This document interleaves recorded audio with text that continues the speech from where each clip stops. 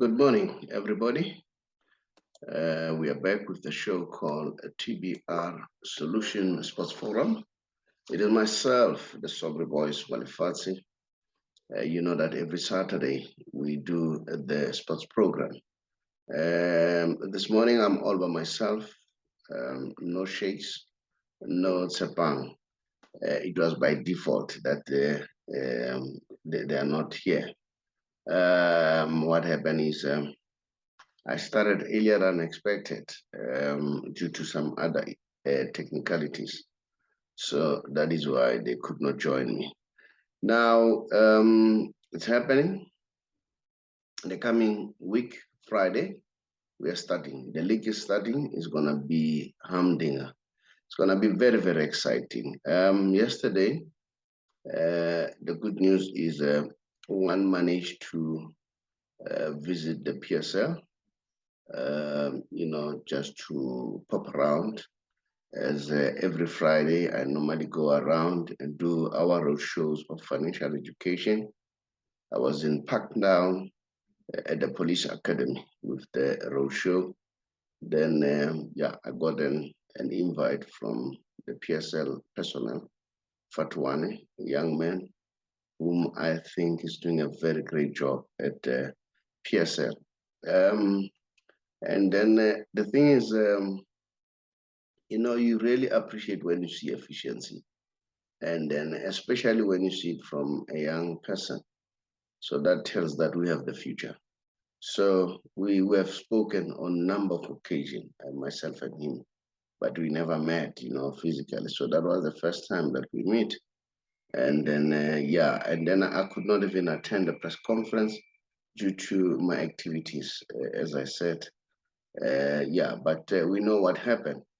PSL has come up with another innovation, which is quite good, a tournament called the Kalimberg Label Cup, which is going to be played by 4 teams, all right? And the 4 teams will be voted by the fans, all right? So we know that there is a Kalim tournament that will be played by 16 teams, all the PSL teams. But this time, this cup will be played on the 12th of November during the time of the World Cup. So PSL, they don't want to see a space. They say during that time, they rather keep our team and players busy.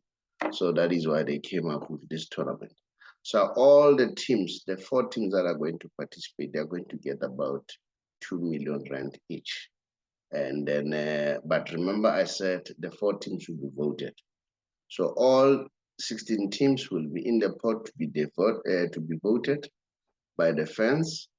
And then, so these other teams, if they don't make it to the top 4, so each team will get 100,000, all right, for just being part of the tournament.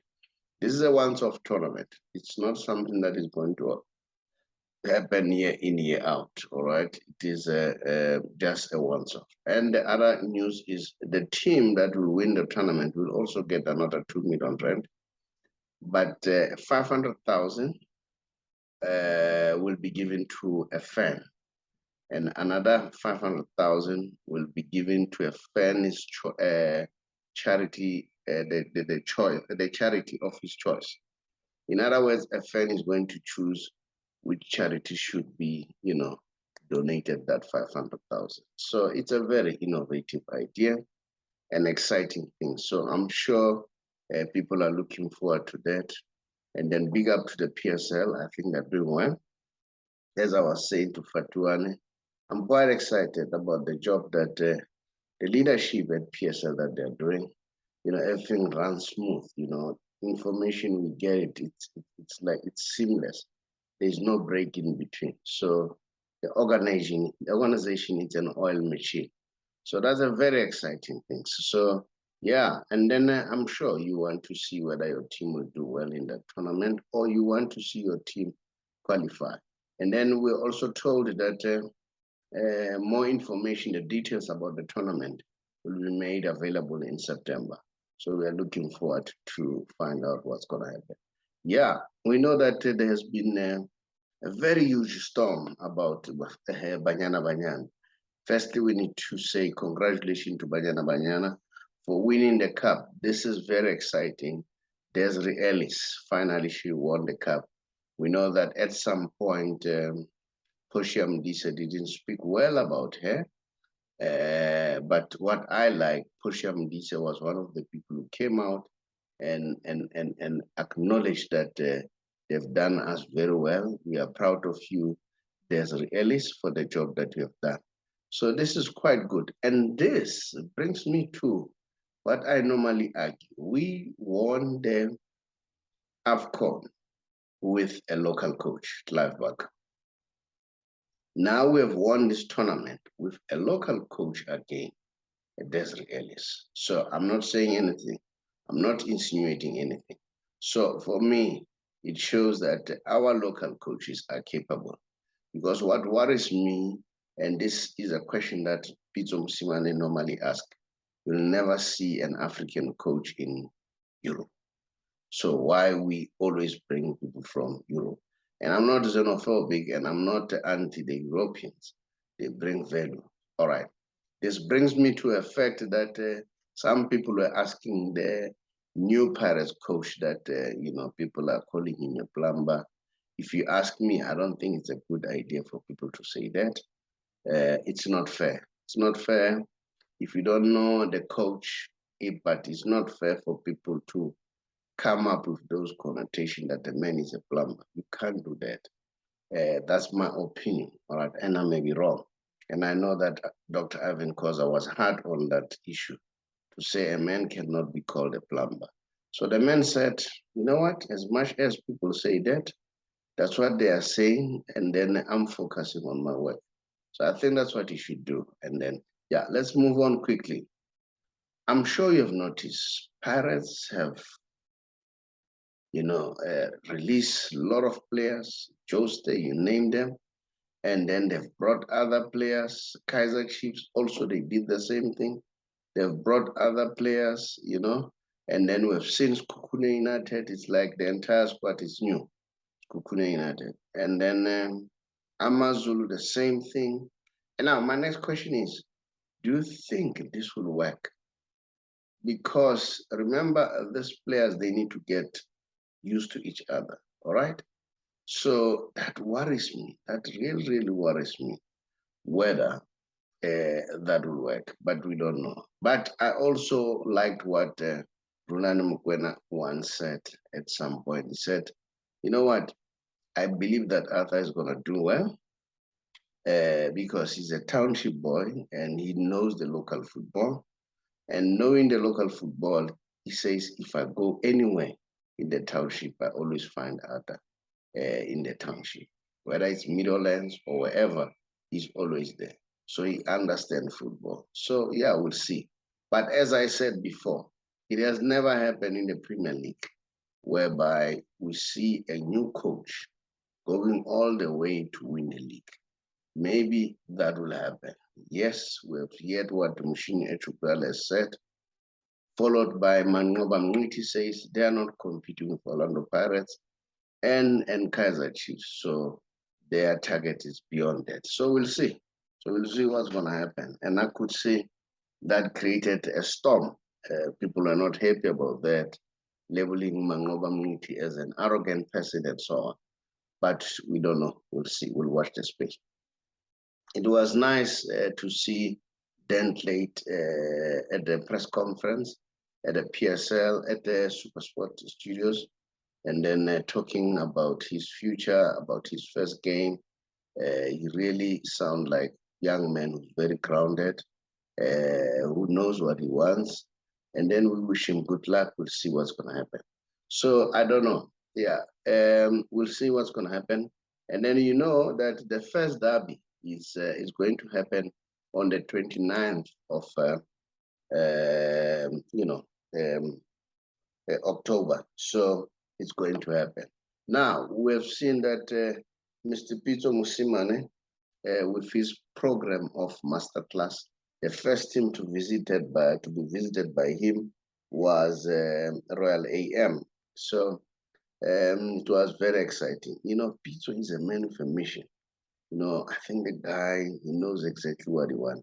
And for me, I'm very proud of Pizzo. And then, you know, and then he knows where he wants to go. And then, yeah, you know, I wish him all the best. And then we heard that 10-111 was saying players should not showboat, you know, players should play for progression. Players should play for progress, all right? This thing of sitting on top of the ball, kneeling on the ball is not a good idea. You should go forward because if you do all those things, yes, you entertain the fans, but the fact of the matter is you're not going to win trophies. And he says football is business, and I agree with him. You can showboat as much as you want, but as long as you're bringing results. Look, Neymar is a player who showboat a lot, but very progressive. He goes forward and then he scores goals. You know, it's just unfortunately these days, it seems as if he's got a lot of injuries that are dogging him. So, yeah, you know, if it weren't that, I don't think it was an issue per se, because I think Neymar is still one of the players who's doing well as far as football is concerned. Yeah, we'll see what's going to happen. And then, yeah, and then I'm sure teams are ready.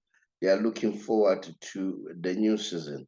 And then when we go abroad, we know that the issue of Cristiano Ronaldo is still, you know, a thorn in the neck. You know, we don't know what's going to happen, whether Cristiano will finally, you know, what's going to happen. Is he going to, you know, sign with a team or what's going to happen? We know that, you know, Mendes offered him to Bayern Munich. Bayern Munich said, Cristiano is a brilliant player.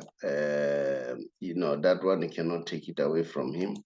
But they say, no, he is not for them for now. He's not the player that they want for now. So we don't know what's going to happen. So yeah, we wish finally Cristiano can get a team. That will be very good. And then, but you know, George Mendes, he has done it before. Even last time, the first when he joined um, Man United, there was a problem towards that time whether he will be able to proceed and he will be able to proceed and join the team. But he finally joined the team, which was Man United on the last minute. So yeah, maybe George Mendes will come up with something that will finally make Cristiano being signed at the end of the day. So we watching the space very closely. And then because he met the Man United leadership, he met the coach, I think that was on Wednesday, if not Tuesday, and he made it clear that he still wants to go. That is his position. He doesn't want to stay. He wants to play Champions League. So we have so many teams. You know, one of them is Sporting Lisbon. Can you imagine? But Sporting Lisbon, we know that I don't think they can afford, you know, to get Cristiano Ronaldo. But we are watching that space very closely and see exactly what's going to happen going forward. So, yeah, man, Cristiano is a very good player. And then it wouldn't be nice for his end career to end like this. But let me ask this question while I'm still there. Yes, I know he wants to play Champions League. Maybe one of the reasons why he wants to play Champions League is because he wants to win the Ballon d'Or again, all right? Of which there's no problem, you know, for him to think that way. But let me find out, what if Cristiano stays with Manchester United, and then he doesn't play the Champions League, but he happens to win the World Cup, and then he happens to win the UEFA Champion Cup, all right? The one that he feels that, you know, is lowering his standards, all right? So don't you think that can position him to a position of him being, you know, the player who wins the Ballon d'Or. Because for me, it depends. It's not about Champions League, but we know that most cases, people who have won the Champions League, they stand a better chance of winning the Ballon d'Or. So yeah. So, but it's just a question that I'm asking. That how about you know, if I were Cristiano and say, you know what, stay at Man United, win whatever that win, and then win the league, the English league, and then win the Champions League. Of course, if you have done that, you'll definitely win the Ballon d'Or. If that is the issue, all right. But now the other thing that we need to talk about is um, um, Conde. We know that Conde is with Barcelona now, although we saw yesterday that the director of coaching, the director of coaching at Chelsea said they are the ones who messed up because they were, they had agreed to sign Conde, although I don't think I buy that story, to be honest. And then the team had agreed, Conde had agreed, Sevilla had agreed, but they changed their mind as Chelsea to say, will he add the value or is he going to destabilize what we have currently? Well, that's what they're saying. Maybe it's something that they say just to save their face. So for me, I don't buy that story. I must be honest. Yeah, and then not only that, we know that Frankie de Jong is still adamant. He does not want to leave Barcelona. And then, but the issue is Barcelona, they want him to reduce his salary. But he says he's not prepared to reduce his salary because he had already done that. He find a little bit unfair, but apparently he wants to be paid what is owed. And then, but Barcelona, what they have in mind is to make sure that they sell him, they get the money, so that they can register the current players that they have, your Lewandowski, your Rafinha, and so on. So we don't know. We'll watch the space, what's going to happen. And then there at Barcelona, there are a lot of news. Memphis Depay, we know that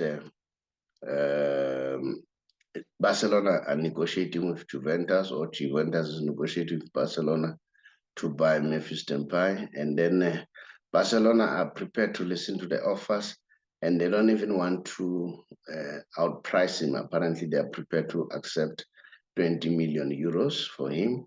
Although Memphis Depay says he wants to stay, even if they can sign other 6 strikers, he wants to stay at Barcelona. Now, the other thing that I would love to ask, what do you think? What makes Barcelona an attractive team? We spoke about this last week, all right? And for me, Laporte has done very well. I mean, this is the team classified to be bankrupt, but now they look very, very strong. And they are a big contender for the Champions League, for La Liga. And then it looks like they'll go all the way, to sweep the titles. And then, Conde insisted that he wanted to play for Barcelona. Rafinha wanted to play Barcelona. And then, to a point whereby one of the people in leadership in Bayern Munich was asking himself, how do they do it? How do they do it? And then I'm told that some people in Europe, they wanted Barcelona to be investigated. How did they do this? So yeah, so it's very dicey, but they're in a better position, to be honest. But on this one of Frankie de Jong, I don't know. I don't know what's your take. Do you think, because we don't have the facts, why Frankie de Jong does not want to reduce the salary, apart from the fact that he says they owe him money, so it's a bit unfair for him to reduce the money. So I don't know, why can't they agree that, okay, reduce the money and defer it for later years so that you can recoup your money. And then we know that they're recovering their money, they're doing well. And then the other news, very, very interesting for me, but not palatable for others. It is said, Laporta says he wants Messi to come back. He's going to make it a point that Messi comes back after he finishes contract with PSG. He says he was responsible in letting Messi go. He wants to be the man responsible to make sure that Messi finishes his career at Barcelona. For me, that would be a very good thing. I wish him goes there, go and play there. And now, the funny part of the whole thing, we are told that Xavi has already told PK that it looks like we won't need you next season. Moreover, that we have signed Joelin Kunde. So there is no space for you. And then they are prepared to release PK. I don't know. My suspicion could be the role that he played on Messi, Messi leaving, because apparently Messi, as much as he felt that he was done this service, I'm told he was not so much angry at Laporta. Instead, it was more angry on Piqué. Because all along they were friends, he thought they were very close, but the news were saying Piqué is one of those people who said, no, guys, let's release Messi, then we'll balance the book. Not only that, Piqué delayed to reduce his payment so that Messi can be accommodated. He decided to reduce his salary after Messi has left. Apparently, those were the issues that made Messi to feel that Piqué betrayed him. So this is my theory. I may be wrong here. That Xavi and the leadership, because they want to accommodate Messi, they want Messi to come back. That is why they want to, to ship out Piqué. And the other news, we hear that there is a rumor that Ter Stegen might leave, might be sold. And Ter Stegen says, well, they haven't told him anything.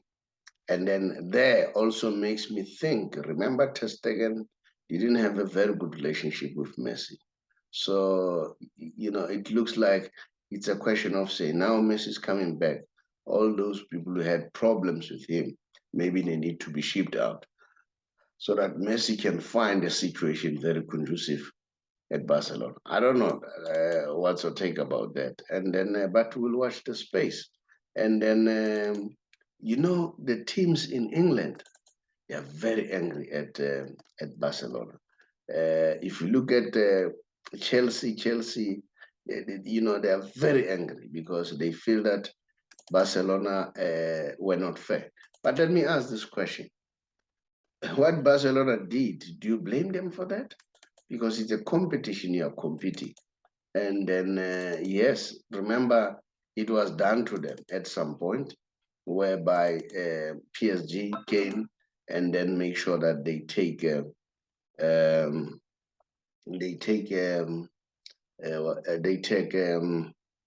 Neymar, and then Barcelona wanted to make sure that Neymar doesn't leave. But you know what? Unfortunately, it happened. Neymar had to leave. So, so now I don't know whether it's fair for the English people to be angry at Barcelona, because I think it's the game. And then they are competing. So, and like I said last week, that this thing used to happen with Real Madrid. Real Madrid used to sign all the best players. So we don't know. But now, before I leave, I want to leave you with this, the Messi Special. I always go to the Messi Special. The Messi Special this evening is not going to be too long. I'm going to just share this morning, share a few things with you on the Messi Special. Yeah, let's see. We'll start here. And then now, remember I told you that I'm a member of fans on Facebook, Lionel Messi fans. Remember, I'm a Lionel Messi fan. So these are the craziest stats, craziest records that could be found. They say Lionel Messi has won 6 Ballon d'Or, 7 in fact, not even 6, or 6 Ballon d'Or in 11 years. All right, has won 6 Ballon d'Or in 11 years. And then Sergio Ramos has had 20 yellow cards in 38 games. In other words, only 10 games where he couldn't get yellow cards. Tottenham have never won the Premier League in 61 years. I didn't know about this. It's really shocking. Lionel Messi has scored 91 goals in 1 calendar year. We know about that one. We talk about that one almost all the time, you know, and then we know about it. Then there's this one. Kwankun Kanu has played 6 cans in a row without scoring at least 1 goal. Very shocking. And then Jesse Lingard plays 27 games and didn't take a shot. 27 games without a shot. It's really shocking. Eric Bailey has shot out of the stadium, shot the ball out of the stadium. Well, that one I've seen it, you know, before when I was growing up. And Jose Luis Chilavet is the only goalkeeper in history to score 3-pointer, right? I don't know what is that. And then Sadio Mane scored 3 tickets in 2 minutes, all right? So those are the craziest records. Yeah, so that's why I'll always try and share with you the Messi Special, and then let's see the other crazy records that I want to. Philip Lahm and Iniesta have not received any direct red card during their careers. This is crazy. You know what? I'm not sure about this, but I still have to be proven wrong whether it's true or not. I think Jomo Sono has never received a red card. You know, I need to be corrected, subject to correction, but I'll check. I don't think he has received a red card, if my memory serves me well. But I'll check. And then we have Van der Sar has played 15 games without conceding a single goal. You know, Van der Sar used to be a goalkeeper for Man United. And then Asmir Begovic scored 90-meter goal, the longest goal in history. I know Jomo scored from the middle of the park, you know, 90.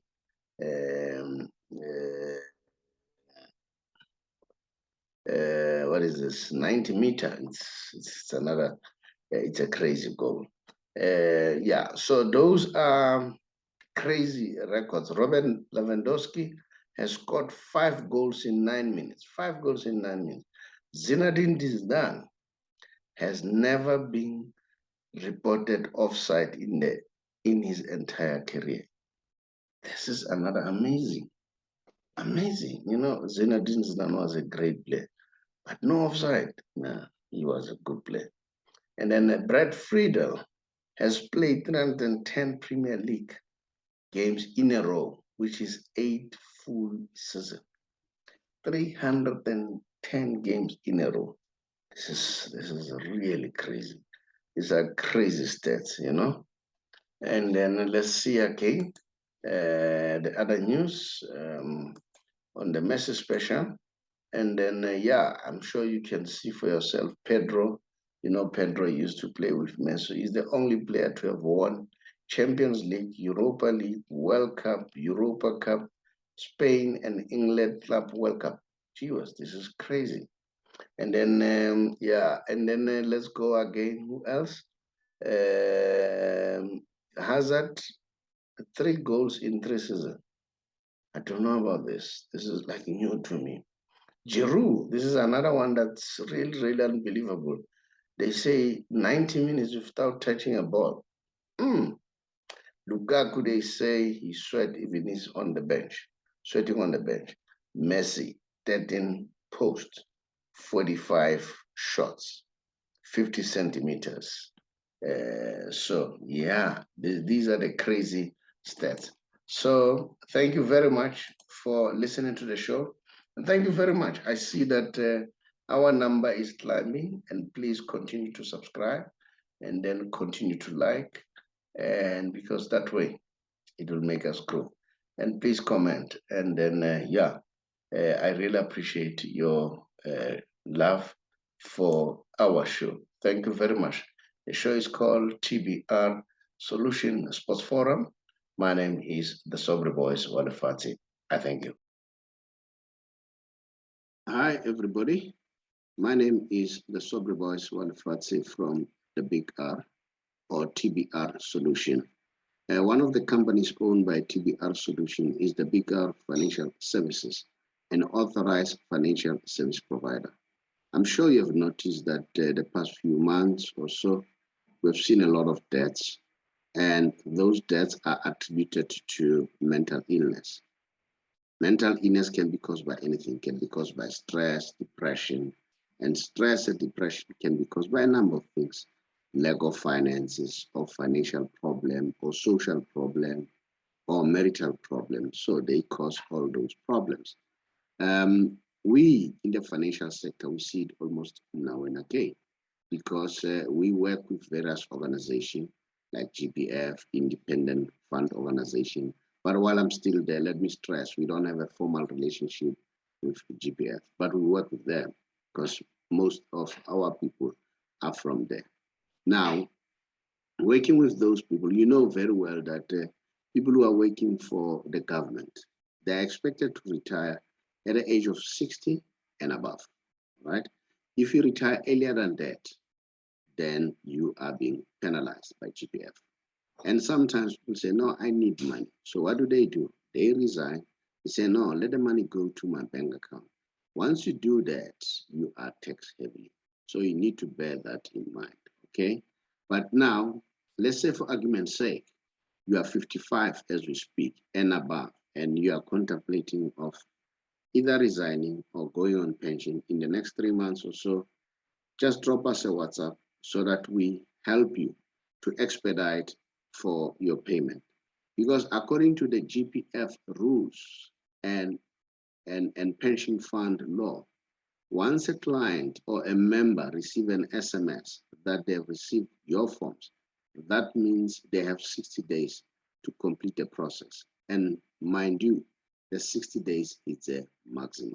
It doesn't mean it has to take 60 days. It's a maximum. Now, sometimes we see people that don't get their money for 2 to 3, 4, 5 months, 6 months, even more, or a year or so. And then there, the problem could emanate either from the GPF side, employer side, a member himself. So what do? We try to expedite that process by making sure that we understand the workings of GPF. If it's a member, we help him to do the right thing. The same with GPF, the same with employer organization. Now, remember, as I have already said, that with GPF, it's 60 and above. Now, and then we say if you're 55 or more, you can contact us. And another good element is this: with the fund that we are working with, there is a whole lot of flexibility. You can decide how much you earn. That's how flexible it is. And if, let's say, you pass on, you and your spouse, you can nominate anyone. You are not limited to your immediate family, like your biological children or an officially adopted children. Remember, even your children, they can benefit as long as they're 22 and below. But with us, it doesn't matter. They can be above 22, they can be your elders, or they will still benefit because you nominated them. And then we try by all means that when we take the money from GPF and invest with credible fund organization, we try by all means that you are least taxed, all right? And then, and even you are not punished because you are not taking the money, because you are taking to another fund. So which means an independent and credible fund. So it means that there's no need to tax you more. So Those are some of the advantages that are there. So you need to bear that in mind. And then if you want to know more, just drop us a WhatsApp on our WhatsApp number. Then we'll call you back. You don't have to call us. We'll call you back and see how can we expedite it. I thank you.